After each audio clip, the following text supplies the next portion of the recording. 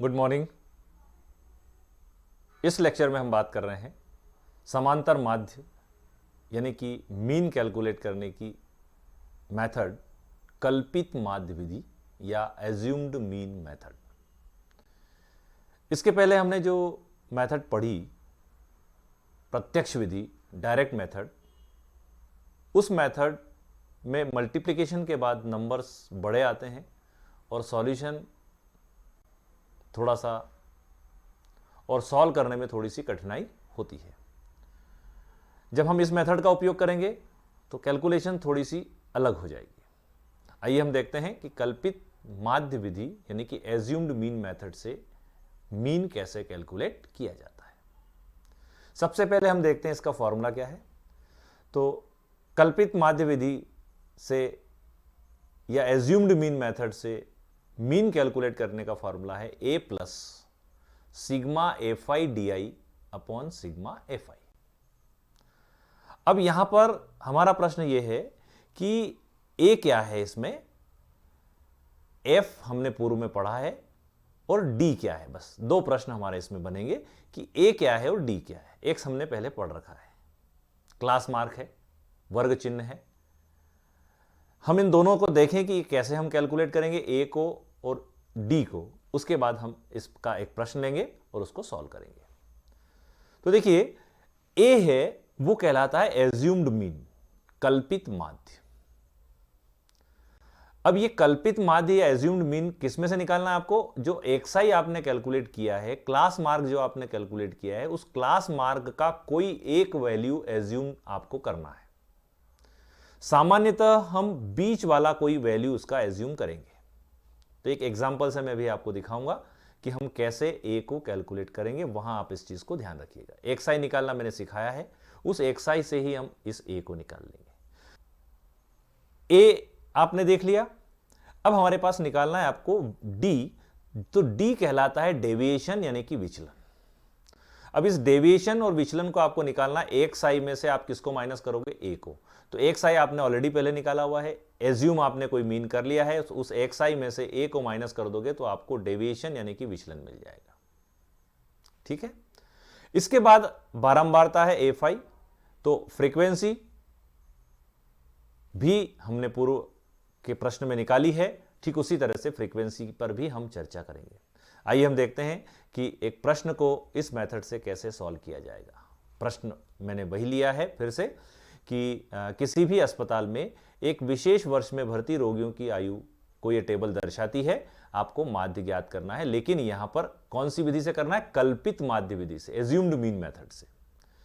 यह आयु वर्षों में है, यह रोगियों की संख्या है। जिस तरह से हमने पूर्व में इस टेबल को चेंज किया था, ठीक उसी तरह से हम फिर इस टेबल को चेंज कर देंगे। ये आयु वर्षों में मैंने यहां लिख दी है, रोगियों की संख्या को यहां लिख दिया है, उसकी संख्या आ गई। अब आयु वर्षों को हम क्या बोलते हैं? क्लास इंटरवल बोलते हैं। वर्ग अंतराल हमने पहले भी कहा है, अभी फिर हम वर्ग अंतराल लिख देंगे। रोगियों की संख्या को फ्रीक्वेंसी यानी कि बारंबारता कहा जाता है, तो हम यहां बारंबारता लिख देंगे, एफ आई लिख देंगे। अब ये जो तीन कॉलम मैंने बनाए हैं, तीन कॉलम आपको फिर से भरना है। तो उसमें से देखिए, ये वाला कॉलम मैंने कहा था आपको एक्सआई निकालना है, तो एक्सआई निकालने के लिए आपको फिर से कॉलम बन जाएगा वर्ग चिन्ह का, क्लास मार्क का, एक्सआई। कैसे निकालना है मुझे नहीं लगता कि यहां पर आपको बताने की आवश्यकता पड़ेगी, पर फिर भी मैं आपको एक प्रश्न इसका बता देता हूं। ये 5, ये 15, इस 5 और 15 को आप ऐड करिए और 2 से डिवाइड कर दीजिए। जो रिजल्ट आ रहा है उस रिजल्ट को यहां लिख दीजिए। तो 15 और 5 20 होते हैं। 20 में 2 का डिवाइडेशन किया तो ये आपको मिला 10। ठीक है। इस तरह से ये आपका क्लास मार्क निकालना है। ये पूर्व के प्रश्न में हम ऑलरेडी पढ़ चुके हैं। फिर इसका 20 आ जाएगा, इसका 30 आ जाएगा, इसका 40 आ जाएगा, इसका 50 आ जाएगा, इसका 60 आ जाएगा। ये 10, 20, 30, 40, 50, 60 हो गया। ये एक्सआई आ गया। अब हमारा महत्वपूर्ण काम है कि आपको अब निकालना है क्या, तो उसके लिए हम देखते हैं फॉर्मूला हमारा क्या कहता है। तो हमारा फॉर्मूला ये है, फिर से हम फॉर्मूले को देख रहे हैं। इस फॉर्मूले में ए है, सिग्मा एफ आई है, डी आई है, दोनों का मल्टीप्लीकेशन है और ये एफ आई है। तो देखिए हमारे पास एफ आई आ गया है ना। अब आपको चाहिए ए और डी। तो मैंने कहा था ये जो x है, इस x से हम a निकालेंगे, है ना। एक मीन को आपको एज्यूम करना पड़ेगा। तो हम क्या करेंगे, ये जो नंबर्स हैं जितने भी, इनमें से एक सेंटर वाला नंबर आप पकड़ लीजिए।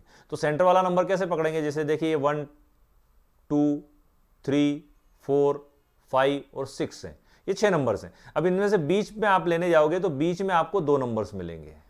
एग्जैक्ट सेंटर नंबर तो आएगा नहीं क्योंकि ये सम संख्याएं हैं। अब इसमें या तो 30 हो गया या 40 हो गया, दोनों सेंटर में है, तो आप इन दोनों में से किसी भी एक को एज्यूम कर सकते हो। इन दोनों में से आप किसी भी एक को एज्यूम कर सकते हो।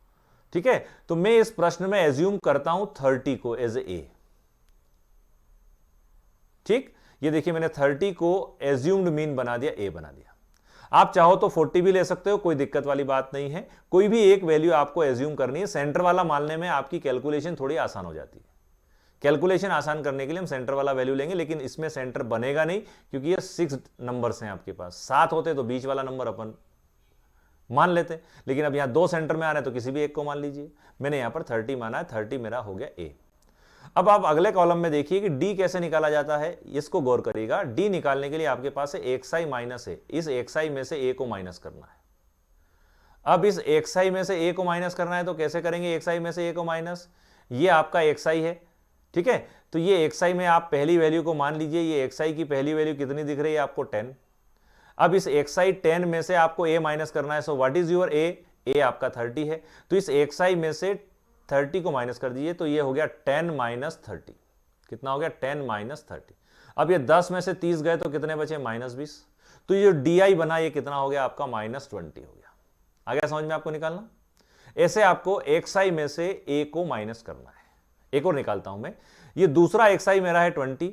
इस 20 में से भी ए को माइनस करना है। तो देखिए अगले वाले पॉइंट में मैं 20 में से 30 को माइनस कर दूंगा तो ये आ जाएगा -10। तो यहां पर आपको क्या मिलेगा? -10 मिल जाएगा। ये -10 आ गया। और ले लें आप 30, है ना। मैं इसका एक शॉर्ट ट्रिक भी बताऊंगा, ध्यान रखिएगा। ये 30, अब ये 30 भी आप एक्सआई तो है ही, आपने माना इसको ए है, तो अब अगले वाले पॉइंट में क्या हो जाएगा? 30 में से 30 माइनस हो जाएगा तो 0 आ गया। तो ये यहां पर आ गया आपका 0। ठीक, और चलें आगे। ये है अगला कौन सा वैल्यू है आपका? 40। अब इस 40 में से भी आपको ए को माइनस करना है। तो 40 में से ए को माइनस करोगे तो 40 माइनस कितना हो जाएगा? 30। तो 40 माइनस 30 हो गया तो कितना आ गया आपके पास? 10। तो ये अगला वैल्यू आपका 10 हो गया।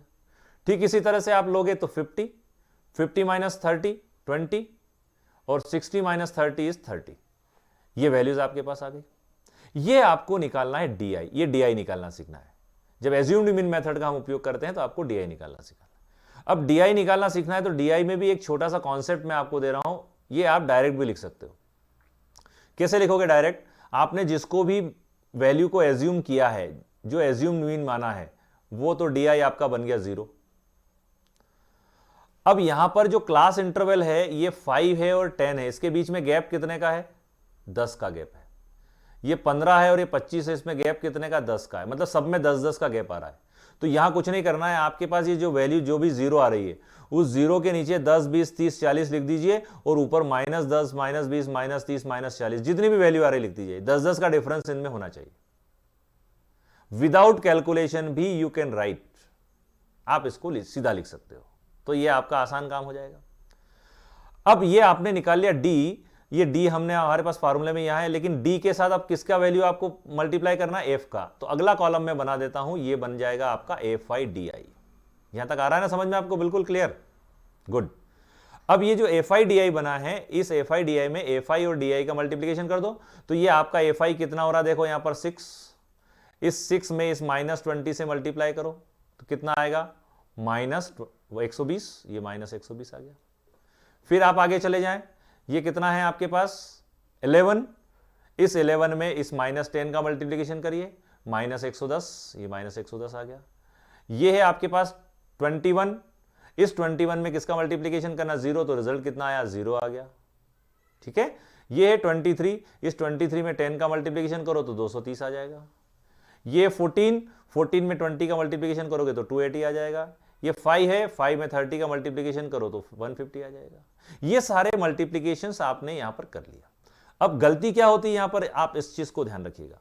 गलती ये होती है कि हमको जब F I D I multiplication करने हैं तो बच्चे गलती क्या करते हैं कि इन दोनों कॉलम का आपस में मल्टीप्लीकेशन कर लेते हैं। डी आई में एक्स आई का कर देते हैं, जबकि डी आई में किसका मल्टीप्लाई करना है? आपको एफ आई का करना है। तो ये एफ आई आपका यहां है, आपका इस नंबर का इसमें मल्टीप्लीकेशन करना है, इसमें नहीं करना है। बच्चे गलती करते हैं और ये सवाल गलत हो जाता है। तो आप इस चीज को ध्यान रखिएगा। अब जो एफ आई डी आई आपको दिया है, इस एफ आई डी आई से आपको निकालना है सिग्मा एफ आई डी आई। ठीक है, सिग्मा एफ आई डी आई निकालना तो आपको एडिशन करना पड़ेगा, योग निकालना पड़ेगा। तो एक तो आपने ए एफ आई का एडिशन कर दिया, ये 80 आ गया यहाँ पर। अब सिग्मा एफ आई डी आई निकालोगे तो ये कितना आ जाएगा, 430 आ जाएगा। अब इसको कैसे निकाला है मैं वो भी तरीका आपको बता दूं। देखिए इसमें क्या करेंगे आप लोग, ये जो माइनस माइनस वाले नंबर्स हैं इनको सबको एक साथ ऐड कर दीजिए, और प्लस प्लस वाले नंबर्स हैं इन सबको एक साथ प्लस कर दीजिए, इन सबको एक साथ प्लस कर दीजिए। अब माइनस 120 और 110 को आप जब ऐड करोगे तो ये आएगा minus 230,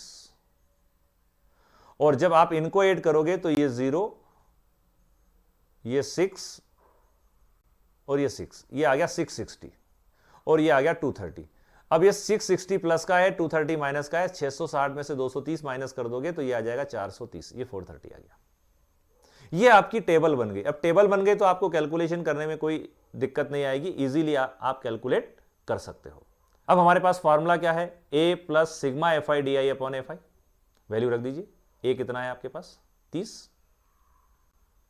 sigma F I D आई कितना है 430, सिग्मा एफ आई कितना है 80, ये रख दिया। ये 0 से 0 कैंसिल हो गया, तो अगला वैल्यू मिला आपको 30 प्लस 43 अपॉन 8। अब इस 43 में आप 8 से डिवाइडेशन कर दीजिए। 43 में जब आप 8 से डिवाइड करते हो तो कितना आता है, 5.37। तो x बार इज इक्वल टू हो गया 30 प्लस 5.37, तो ये कितना आ जाएगा आपके पास 35.37। अब ये 35.37 भी आपका आंसर आ गया, और ये आपका मीन आ गया। ये देखिए सवाल वही है जो पिछली बार मैंने आपको कराया था, है ना, लेकिन मेथड चेंज हो गई, लेकिन रिजल्ट उतना ही आ रहा है 35.7। इस तरह से आपको इस एज्यूम्ड मीन मेथड से, कल्पित माध्य विधि से समांतर माध्य यानी कि मीन को कैलकुलेट करना है। Thank you.